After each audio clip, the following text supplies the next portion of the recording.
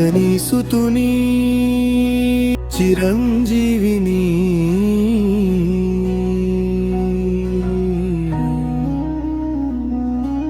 కీర్తింపమనం ఎంతడన్యులమో గదా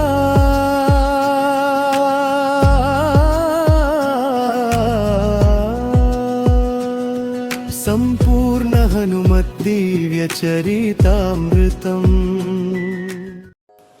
ఓం శ్రీ గణేశాయ నమః. శ్రీమాత్రే నమః. శివాయ గురవే నమః. శ్రీకృష్ణ పరబ్రహ్మణే నమః. శ్రీరామాయ నమః. శ్రీ గురుభ్యో నమః.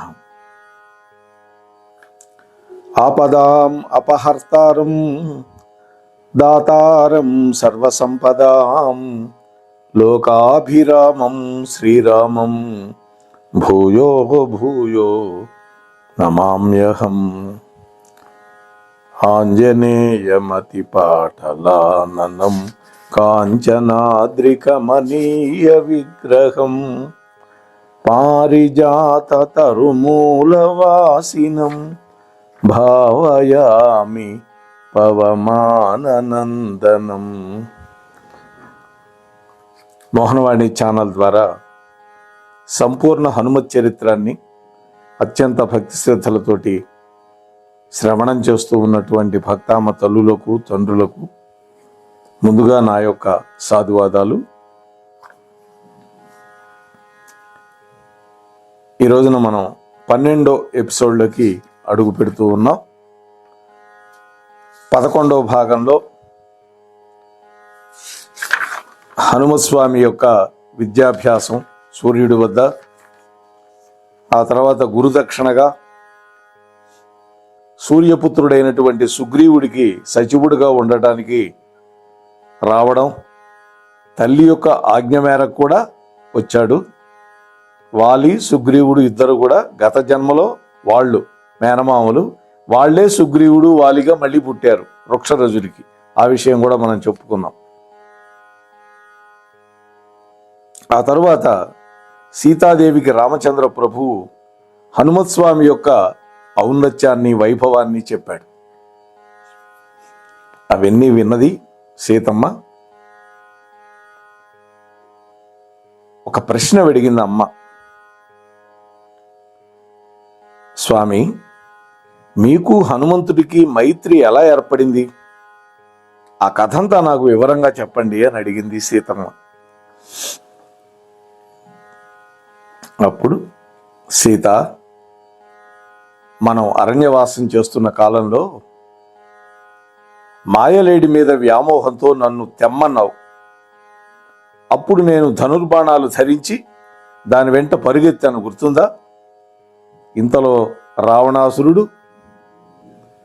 నిన్ను అపహరించి తీసుకువెళ్ళాడు. నా మనస్సంతా నీ యొక్క వియోగ దుఃఖంతో నిండిపోయింది. నిమిషం కూడా నిలవలేకపోయాను. అడవుల్లో తిరుగుతూనే ఉన్నాను లక్ష్మణుడితో కలిసి. ఆనాటి నా పరితాప భారాన్ని ఏమని చెప్పేది సీత? నా కంటికి అంతా అంధకారమే. నిండు చందమామ నాకు నిప్పుల కుంపటిలాగా కనిపించింది. గండు కోయిల యొక్క పలుకులు బాణపు ముల్కుల్లాగా అనిపించింది. పుష్పాల నుండి వచ్చేటటువంటి పుప్పుడి విష ధూళి కణాల్లాగా నాకు అనిపించింది. చిగురుటాకుల యొక్క వాడి కత్తుల్లాగా అనిపించింది. హిమపాతానికి రేకులన్నీ రాలిపోతే నిలువులోతు నీళ్లల్లో కేవలం ఒక కర్ణిక మాత్రంగా కళావిహీనమై పద్మవనంలో ఒంటరిగా మిగిలిపోయినటువంటి ఒక పద్మంలాగా నా దీనావస్థ ఉన్నది. ఎంత అద్భుతమైన ఉపమానమో చూడండి. రేకులన్నీ రాలిపోతే ఒక దుద్దు మాత్రమే ఉంటుంది. అలాంటి కళావిహీనమైనటువంటి పద్మవనంలో ఒంటరిగా మిగిలినటువంటి పద్మంలాగా ఉంది నా బతుకన్ను. నా నిటూర్పుల గాడ్పులతోటి అంతా నా చుట్టూ వేడి అలమకున్నది.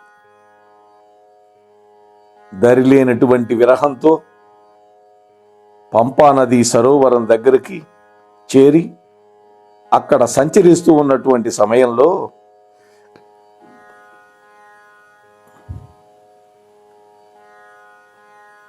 నన్ను ఉద్ధరించడానికి వచ్చినటువంటి ఒక నావలాగా అక్కడ కనిపించాడు ఈ హనుమ అన్నాడు. మనం ఒక ప్రవాహంలో కొట్టుకుపోతూ ఉంటే ఒక నావ గనక వస్తే ఏ విధంగా అయితే మనం రక్షణ పొందుతామో అలాగా నేను హనుమ వల్ల రక్షణ పొందానంటున్నాడు స్వామి. ఆహా, ఏమి ఆ రూపం, ఏమి ఆ బ్రహ్మచారి తేజస్సు, వెలుగుతూ ఉన్నటువంటి ముత్యాల సరాలతోటి కూడి వెన్నెల తీగలాగా వెలిగిపోతూ ఉన్నటువంటి ఆ ఒంటి పోచ జంజం. అంటే 3 దారాలతోటి ఒక్క ముడి వేసుకుంటారు బ్రహ్మచారులు, ఒక్క ముడి మాత్రమే ధరించాలి. అదే వివాహమైన వాళ్ళైతే 3 ముళ్ళు ఉంటాయి. ఒక ముడి ఉత్తరీయానికి ప్రత్యామ్నాయంగా ధరిస్తాం అన్నమాట. 3వ దాన్ని మేలైనటువంటి సరిగంచు ఎర్రటి పట్టుపంచె మీద 3 పేటల బంగారపు మొలత్రాడు వెలిగిపోతూ ఉంది. నవరత్న ఖచ్చితమైనటువంటి కుండల ద్వయం, బాల సూర్యుడిని మించినటువంటి ఎర్రటి ముఖం, ముంజేతికి బంగారపు కంకణాలు, తన యొక్క శరీరపు నవ్య కాంతులతో బయట ప్రపంచాన్నంతటినీ బంగారపు కాంతులతో నింపుతూ ఉన్నటువంటి ఒక బ్రహ్మచారి మా ముందుకు వచ్చాడు. హనుమత్ స్వామి యొక్క వర్ణన ఎంత అద్భుతంగా చేశాడో రాముల వారు చూడండి. అలా వస్తూ ఉన్నటువంటి ఆ బ్రహ్మచారిని చూసి నా ప్రక్కనే ఉన్నటువంటి లక్ష్మణుడిని ఉద్దేశించి, ఓ సోదరా లక్ష్మణ, చూశావా, మన ఎదురుగా ఉన్నటువంటి ఆ కొండపై నుంచి దిగి గంగ సింధూరంలాగా నడిచి వస్తున్నాడు ఒక మహానుభావుడు. సుప్రసన్నమైనటువంటి శుభ దృష్టులతో మన వైపే చూస్తూ నడుస్తూ ఉన్నాడు. నేత్రపర్వంగా ఉంది ఈ బ్రహ్మచారి యొక్క రూపం. ఇతడు అత్యంత ఆదరణీయుడు నాయనా అన్నాడు. బంగారపు పట్టు దట్టి ధరించాడు, పచ్చటి మొలతాడు, ఇందాక మనం చెప్పుకున్నట్టు ఒంటిపోస జంజం, ముంజేతికి కంకణం, కుండలాల కాంతులతో తళుకులీనుతూ ఉన్నటువంటి ముద్దు చెక్కిళ్ళు, ఉదయ సూర్యుడిని మించినటువంటి ఆ ముఖ కాంతులు.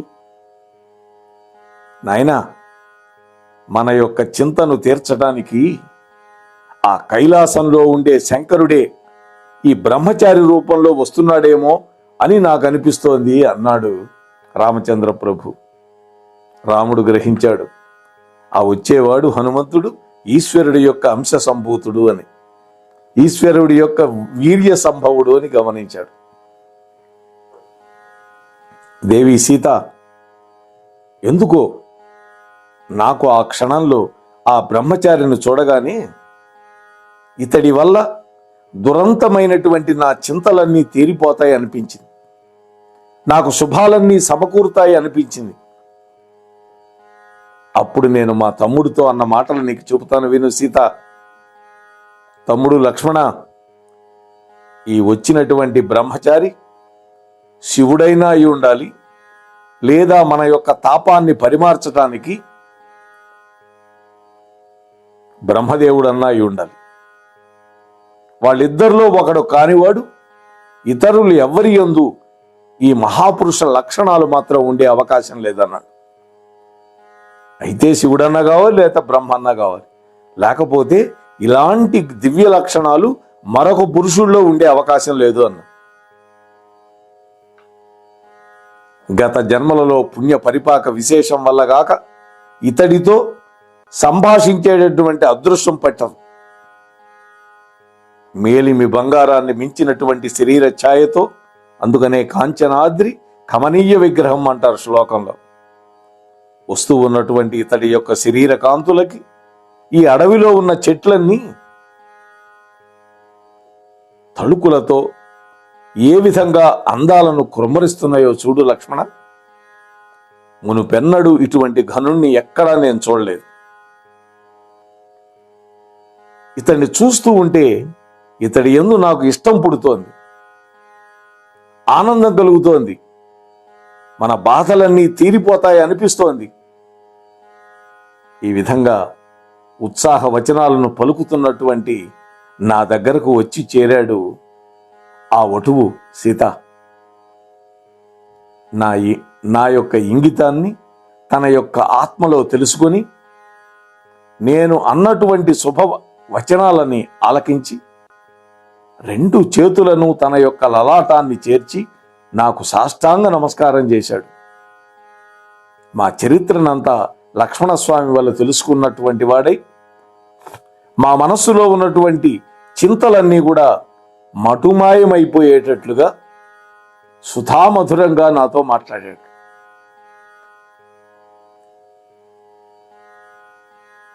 ఓ రాజా, మా రాజైనటువంటి సుగ్రీవుణ్ణి రప్పిస్తాను, మీకు బంటును చేస్తాను, మీ పాదాలు నేను సేవిస్తాను, మిమ్ములనే నా స్వామిగా భావిస్తాను.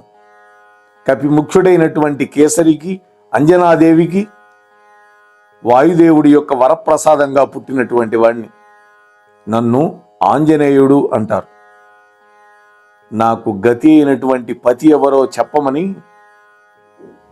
అలనాడు నేను బ్రహ్మదేవుణ్ణి కోరగా, నీ మేని మీద అలంకారాలను ఎవరు గుర్తిస్తారో అతడే నీకు పతి, అతడే నీకు గతి అని నాకు చెప్పాడు.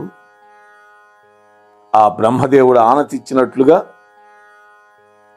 నా శరీరం మీద ఉండే ఆభరణాలను మీరు గుర్తించారు అని ఈ విధంగా హనుమతోటి సఖ్యం ఎలా ఏర్పడిందో చెబుతూ ఉన్నటువంటి రామచంద్రుడి యొక్క మాటలు విని సీతాదేవి తన ఆశ్చర్యాన్ని అణుచుకోలేక మధ్యలోనే మరొక ప్రశ్న వేసింది. అమ్మ, నాథా, వాయుదేవుడి యొక్క వరప్రసాదంగా, అంజనాదేవి యొక్క తప ఫలంగా ఆమె యొక్క గర్భంలో జన్మించినటువంటి రుద్రతేజం కదా ఈ హనుమంతుడు. లోకపాలక నుండి అనేక వరాలు పొందాడు. తాను స్వతంత్రుడై ఉండి కూడా మీ యందు స్వామి భావాన్ని ప్రకటించాడు అంటే నాకు చాలా ఆశ్చర్యంగా ఉంది. ఆత్మజ్ఞాని అయినటువంటి హనుమ అనంతర వృత్తాంతాన్ని నాకు చెప్పండి అన్నది. స్వామి, ఈ విషయాలన్నీ నా పరోక్షంలో జరిగినవి కదా, నాకు తెలియవు కదా, అందువల్ల నాకు వివరంగా చెప్పండి అని అమ్మ అడిగింది. దేవి, సీత, శ్రద్ధగా విను. శివకేశవులమైనటువంటి మాయందు ఎప్పుడూ భేదం అనేది ఉండదు. ఒకరి యందు ఒకరికి పూజ్యభావమే ఉంటుంది. మా లోకాల్లో మా నిజస్థితిలో ఉంటూ మేము ఇద్దరం కర్తవ్య పాలనలో ఉన్నప్పుడు, అవతారాలుగా భూమి మీద అవతరించినప్పుడు ఎప్పుడు కూడా పూజ్యభావంతో ఒకరినొకరం గౌరవించుకుంటాం, సహకరించుకుంటూ ఉంటాం. అల్పులైనటువంటి వాళ్ళు మా యందు భేదభావాన్ని కలిగి మతభేదాన్ని సృష్టించుకుంటారు అని ఇక్కడ ఒక చొరక వేశాడు. వైష్ణవులు, ఈ శైవులు ఇద్దరు కూడా మా శివుడు గొప్ప అంటే గొప్పని శైవులు, మా విష్ణువు గొప్పని వీళ్ళు భేదభావం పాటిస్తూ ఉంటారు. అలా పాటించకూడదని చెబుతున్నాడు. ఓ సీత, మొదటి పరిచయంలోనే నా యందు స్వామి భావాన్ని ప్రకటించి ఆ మారుతి ఇంకా ఏమన్నాడో చెబుతాను విను అంటున్నాడు. ఓ రామచంద్ర ప్రభు, మీ ముందు నేనెంత లఘుస్థితిలో మాట్లాడాను. సర్వలోకాలోక చరిత్రలు తెలిసినటువంటి మీరు నా యొక్క నిజ భూషణాలని గుర్తించటం ఒక లెక్క. వ్యష్టిగాను సమష్టిగాను అంతర్యామి స్వరూపంగా సాక్షి మాత్రంగా ఉంటూ సృష్టి స్థితి లయములకు కారణభూతమైనటువంటి చిన్మాత్ర స్వరూపుడువు నీవు. సగుణ రూపంలో నా ముందు ఈ విధంగా సాక్షాత్కరించడం నా అదృష్టం. మీ ముఖచంద్ర దర్శన మాత్రం చేత నా హృదయంలో ఉన్నటువంటి అంధకారం అంతా నశించిపోయింది. మీ నామోచ్చరణ మాత్రం చేత అనేక పాపాలన్నీ కూడా పటాపంచలైపోయినాయి. మీ దివ్యమైనటువంటి పాద స్పర్శ చేత నా శరీరం పరమ పావనమైంది. స్వామి, మీ సన్నిధిలో నా మనస్సులో ఉన్నటువంటి కోరికలన్నీ కూడా నెరవేరాయి. మిమ్మల్ని సేవించేటటువంటి నేను నిత్యోత్సవమైనటువంటి సంపదలను పొందడంలో ఆశ్చర్యమేముంది స్వామి అని ఈ విధంగా పలికినటువంటి హనుమ యొక్క భక్తి, యుక్తి, అనురక్తి, సేవాభావం మొదలైనటువంటి గుణ సంపదని నేను ఆత్మలోనే మెచ్చుకొని నా ప్రక్కన ఉన్నటువంటి లక్ష్మణుని చూసి, లక్ష్మణ, ఈ కపికుంజరుడు చెప్పినటువంటి మాటలన్నీ శ్రద్ధగా విన్నావు కదా. 4 వేదాలు 9 వ్యాకరణాలు చదివినటువంటి ప్రాజ్ఞుడు మాత్రమే ఈ విధంగా మాట్లాడగలుగుతాడు. ఇతడు శబ్ద ప్రయోగ కుశలుడు.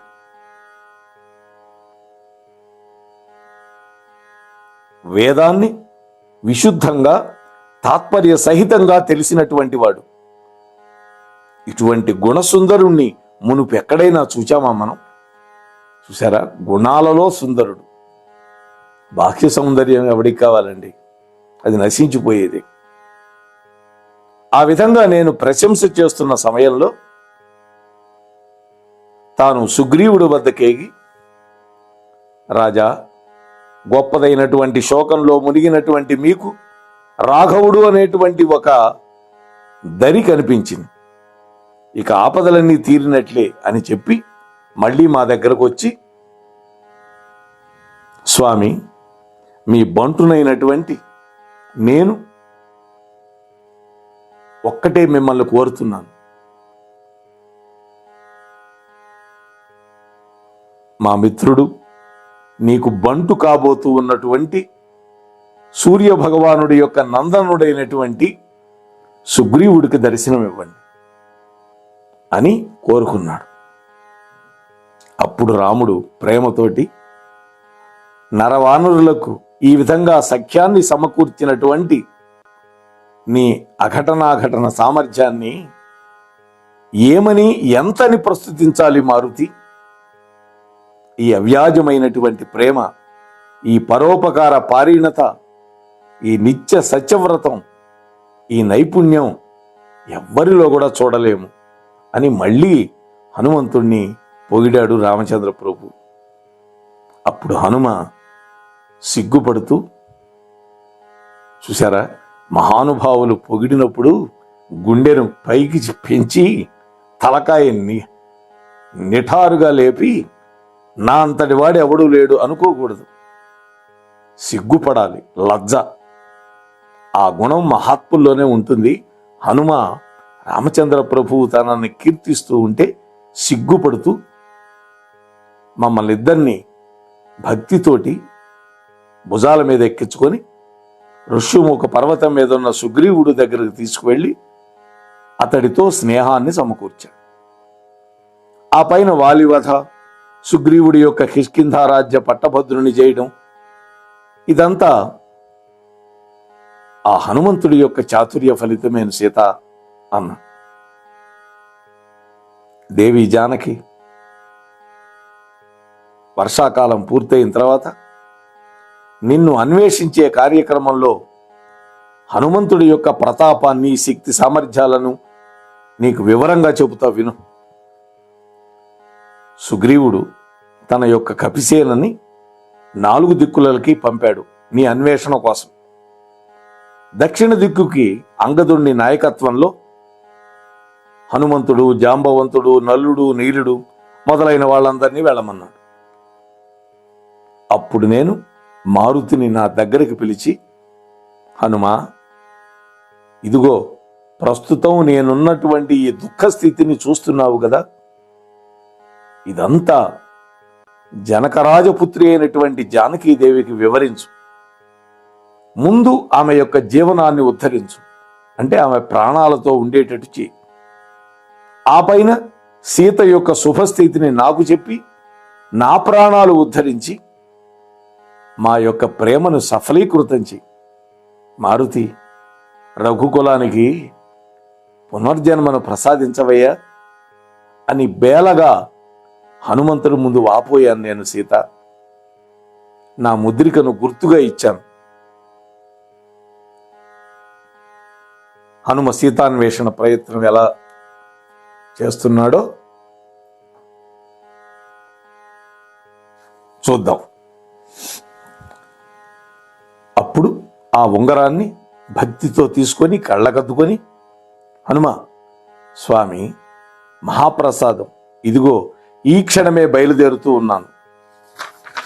3 లోకాలు శోధించి మా సీతామాతను కనుక్కొని ఆ శుభవార్త మీకు మనవి చేయటానికి మళ్ళీ వస్తాను. అంతేగాని వృధా ప్రయత్నశీలుణ్ణై రానే రాను అన్నాడు. అంటే అమ్మవారిని చూడకుండా రానన్నాడు. స్వామి, ఇది నా ప్రతిజ్ఞ అని గట్టిగా చెప్పి రామచంద్ర ప్రభువుకి మొక్కాడు హనుమ. ఆ పైన తన రాజైనటువంటి సుగ్రీవుడికి, లక్ష్మణస్వామికి మొక్కి వాళ్ల చేత ఆశీర్వచనాలు పొంది సహచర వానర సంఘాలతో కలిసి దక్షిణ దిక్కుకు అన్వేషణకు బయలుదేరాడు. ఆ దక్షిణ దిక్కులో ఉన్నటువంటి గిరి గుహలు, అడవులు, మహానదీ తీరాలు, గ్రామాలు, నగరాలు అన్నీ శోధించాడు. అయినా కూడా నువ్వు కనపడకపోయేసరికి చివరికి దక్షిణ సముద్ర తీరానికి చేరుకున్నారు ఈ వానరులంతా. ఆ సముద్రాన్ని దాటడానికి వానరులంతా కూడా వాళ్ళ బలాలను లెక్కించుకొని తమ యొక్క సామర్థ్యం సరిపోక కడలేనటువంటి దుఃఖంలో మునిగిపోయారు సీత. అప్పుడు జాంబవంతుడు హనుమంతుడి యొక్క సామర్థ్యాన్ని ఎరిగినవాడు కాబట్టి, కృతయుగం నాటివాడు ఆయన, హనుమంతుడికి తెలియజెప్పాడు. మారుతి, సముద్రుణ్ణి లంఘించవయ్యా. ఈ సముద్రుడు అభంగ తరంగ భీషణ ఘోషలతో భయపెడుతూ ఉన్నా నీ చేతిలో భంగపడటం మాత్రం నిజం. సముద్రాన్ని అవలేలగా తరించు, నీ కీర్తిని విస్తరించు. గరుత్మంతుడితో సమానమైనటువంటి చేతుల బలం నీకుంది. నీ తండ్రి అయినటువంటి వాయువుతో సమానమైన వేగం నీకుంది అని ప్రోత్సహించాడు. వెంటనే హనుమ ఉత్సాహంతో, ఓ కపివీరులారా, దుస్తరమైనటువంటి ఈ సముద్రాన్ని లంఘిస్తాను, లంకకు వెళతాను, సీతాదేవిని సందర్శించి రామకార్యాన్ని నెరవేరుస్తాను. అట్లా కాని పక్షంలో సముద్రాలను గాలిస్తాను, భూమిని తూలిస్తాను, నక్షత్రాలను నేలరాలేటట్టుగా ఆకాశాన్ని వంగదీస్తాను అని భీషణ ప్రతిజ్ఞ చేశాడు. అదే సుందరకాండలో అయితే యథా రాఘవ నిర్ముక్త శరహ శ్వశన విక్రమ అంటాడు.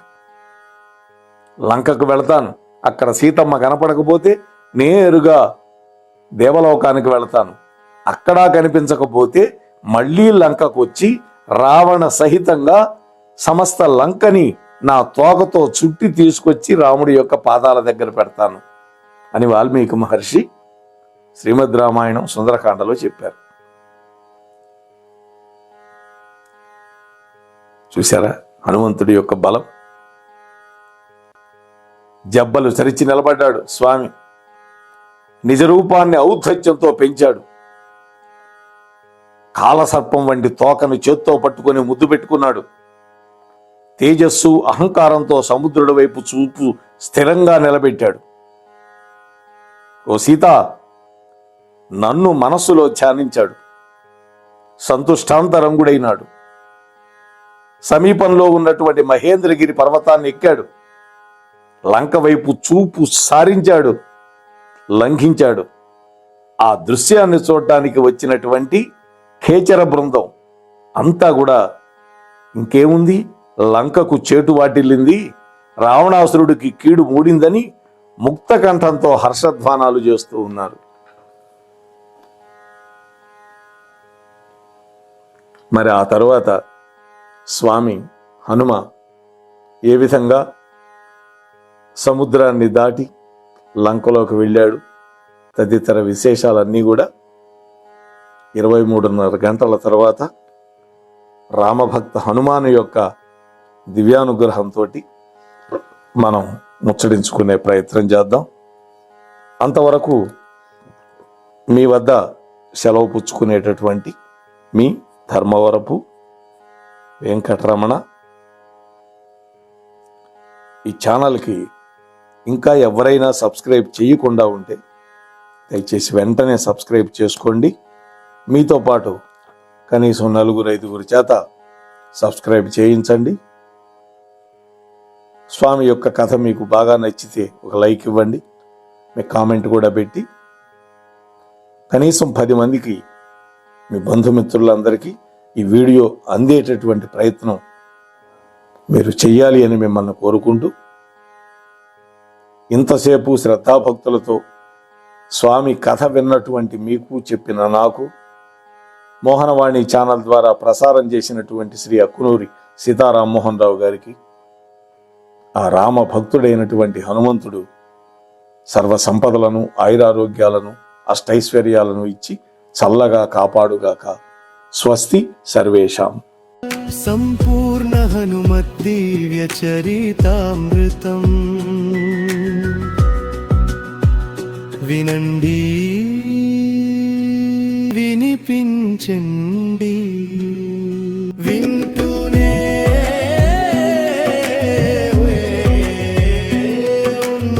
ఉండండి. మన మోహనవాణి కార్యక్రమాలు మీకు నచ్చినట్లయితే వెంటనే ఒక లైక్ చేయండి, అలాగే కామెంట్ చేయండి, ఎక్కువ మందికి షేర్ చేయండి. సబ్స్క్రైబ్ చేసుకోకపోతే వెంటనే మన ఛానల్కి ఇప్పుడే సబ్స్క్రైబ్ చేసుకోండి. ధన్యవాదాలు.